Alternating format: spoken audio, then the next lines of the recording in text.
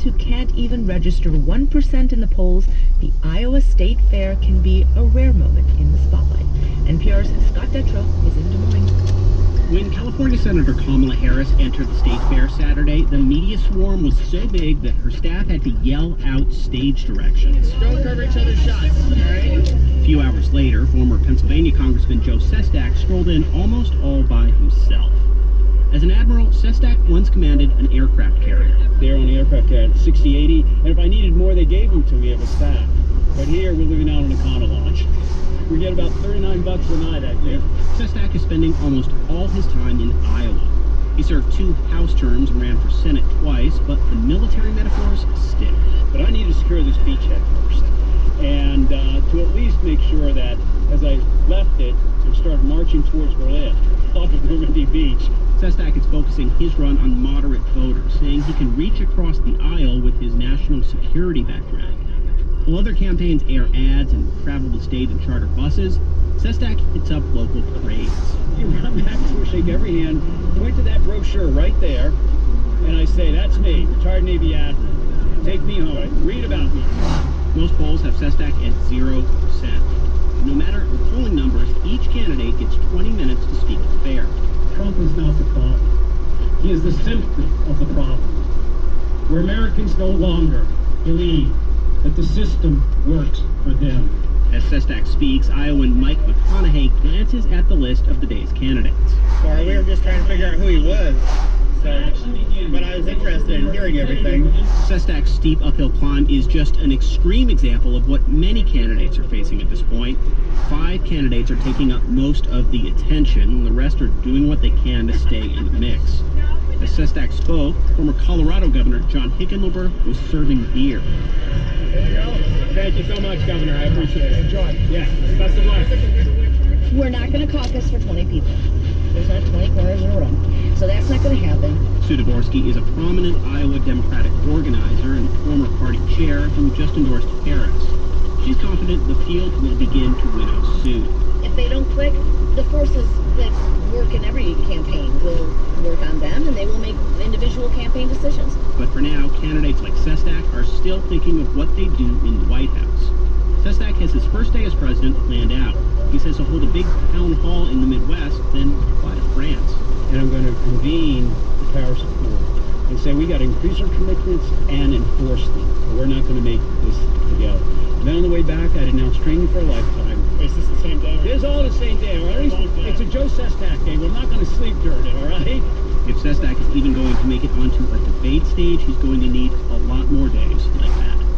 Scott Detrow, NPR News, Des Moines. Diamonds have been sold to us for years as the ultimate aspirational item. From Maryland, square cut or pear shape, these rocks don't lose their shape. Diamonds are a girl's best friend. to James Bond himself. Diamonds are forever. Hold one up and then caress me. To the company that has the global monopoly on diamonds. The diamond engagement ring. How else could 2 months' salary last forever? A diamond is forever.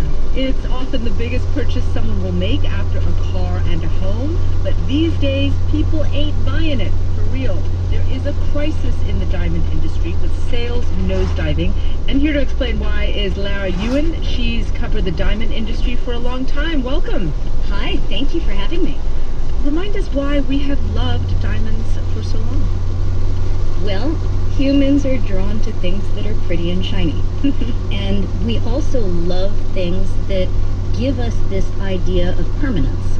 And we also love to commemorate things. We love this idea of having a token of an occasion. So we love the symbolism of it.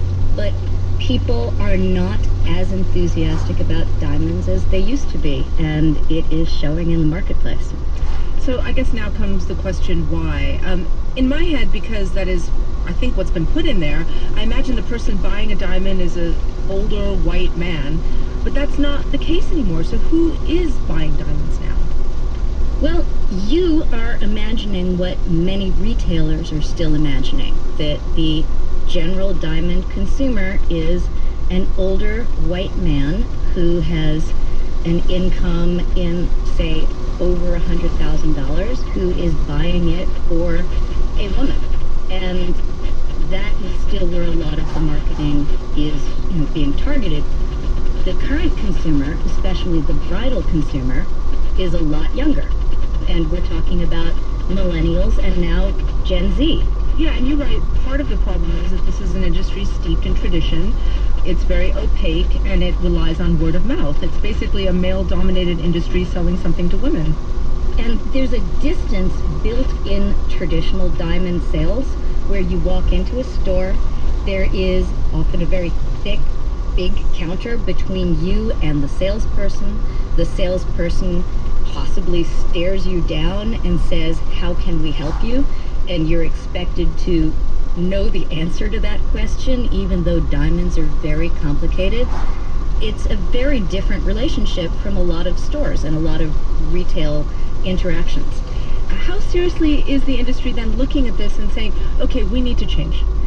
I do know that many stores, many retailers are blaming the customer instead of looking inwardly and saying what's wrong. So when I talk to retailers, I hear them say, well, the customer does this, or the customer is coming in with a lot of wrong information, or I just don't understand the customer, or they're always buying online. And I think it would be Retail 101 to say, don't get angry at your customer if they're not shopping in your store. Maybe look at yourself. And so what do you think will happen next? I mean, De Beers isn't doing very well, and, a lot of retail stores are closing. There's several things that have to happen. I can't tell you what will happen, but in order for the diamond industry to find some sense of balance, it's going to need to understand that its customer today is not the same as its customer 20 years ago. And that it's going to need to start meeting its customer where the customer is. That means online, and it also means saying, we understand that this is what you're looking for, and not, we're going to force you to look at the things we have available. Do you have a diamond ring? I do not. That answer surprised me. That was Lara Ewan. Her article on diamonds is called Rock Bottom, Facing the Decline in Diamond Retail. Thank you. Videos and your GMC is to find the consumer. That's BRGEYS.com.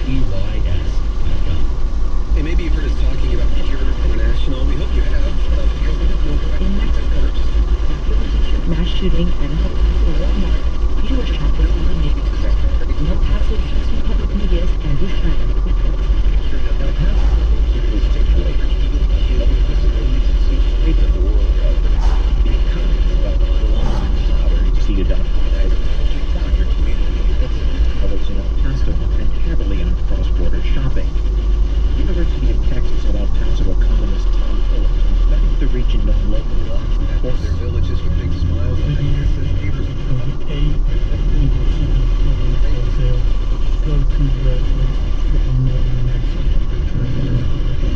This mall, called the Fountainwood Farm, is not far from the Walmart where the shooting took place. Lisa Vasquez, out small shopping with her son, is thinking about that right while the living room. A glimpse out of Austin. Often one small... I don't think I would have used it.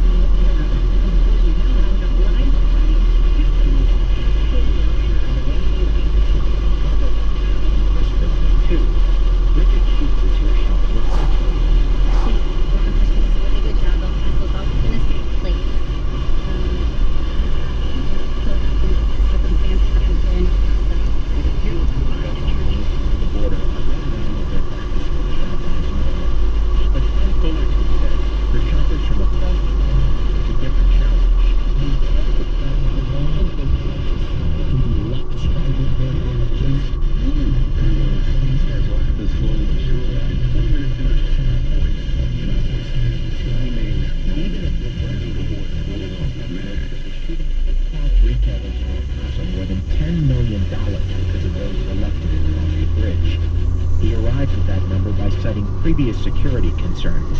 Several years back, unfortunately, Sea Waters was going through a period of heightened narcotics-related violence and narcotics-related homicides.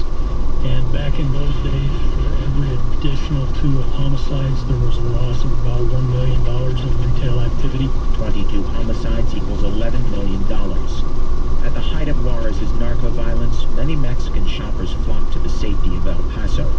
Now it's El Paso that looks more dangerous. This is likely to be a temporary change in customer visitation patterns from northern Mexico into El Paso. Polichin says El Paso's economy as a whole should be able to absorb the hit, but it'll be a hard blow for individual retailers who depend heavily on back-to-school sales.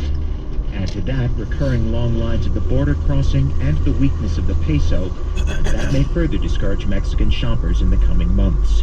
For NPR News, I'm Andrew Schneider in El Paso.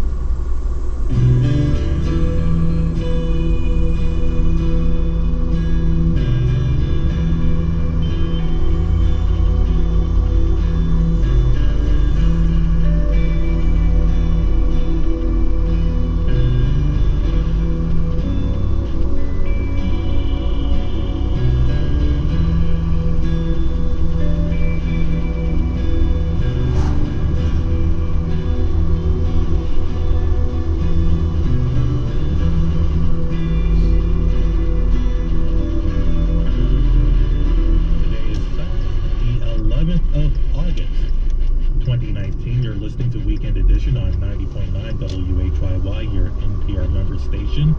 Good morning to you. I'm Kenneth Burns. Thanks for making WHYY a part of your Sunday. Still to come, The Puzzle. It's next. And then Baby Shark.